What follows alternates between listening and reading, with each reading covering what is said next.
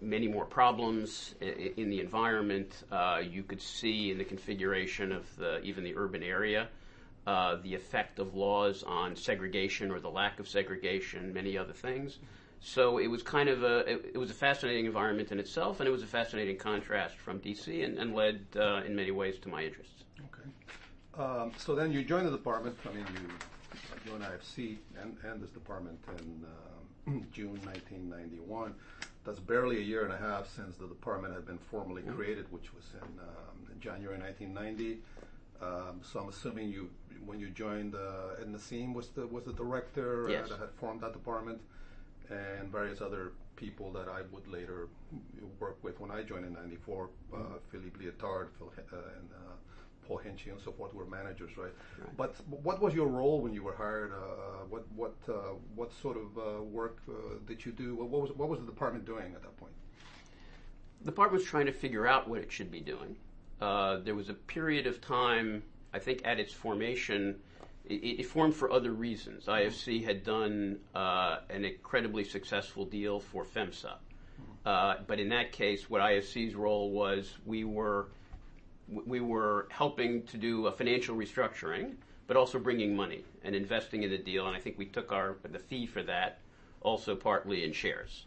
And the thing was a huge factor in IFC's bottom line, that single thing, for a period of time in the early 90s when the turnaround happened, and it was fabulously successful. So I think they thought they were going to continue on with that type of business. But then the Berlin Wall fell. Right. And the opportunity became, okay, let's apply our ability to assess businesses, find partners, sell them to that area. And the early efforts, many of them were concentrated on the Czech Republic, which was ahead of other countries in reforms, also Poland. Everybody was based in D.C.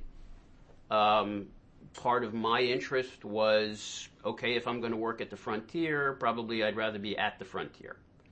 That squared, I think, with what IFC wanted, because they had a lot at stake and a number of things going well in Czech Republic. So the understanding was that I would join, and we would figure out a way to get me to the Czech Republic, to figure out what to do with those mandates, to help people execute them, to look for more. And I think that was a lot of the role that was envisaged for me at the beginning. How many people would you say were in the department when you started? Was it a small thing, 5 people, 10 people?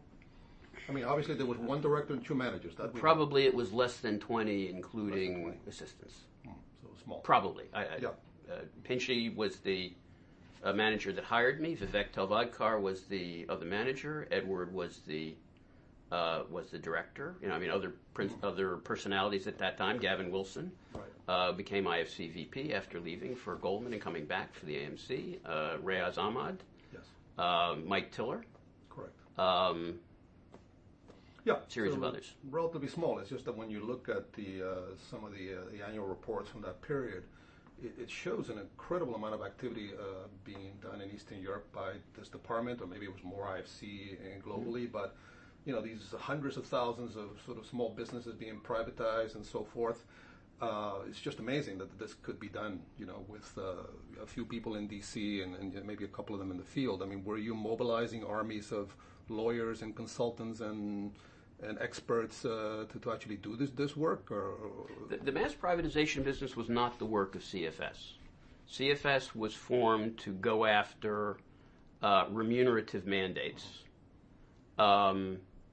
It was only later, when the mass privatization things got underway, that became an IFC theme, but it was not executed by CFS. Oh, I see. So there's maybe some confusion there, but I thought that was a CFS role. So if CFS was not doing that, who was doing that? Another part of IFC, and were you collaborating with them, or this was totally independent?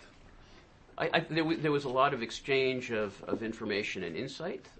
We didn't collaborate a lot with them on the actual work, although some of it grew out of realizations that came about because of the kinds of things that we were doing, and the limits on what we could actually do on a remunerative basis with IFC people doing things transaction by transaction. So who were these people? Were they in the sort of regional departments of IFC? They ended up being in the regional departments. So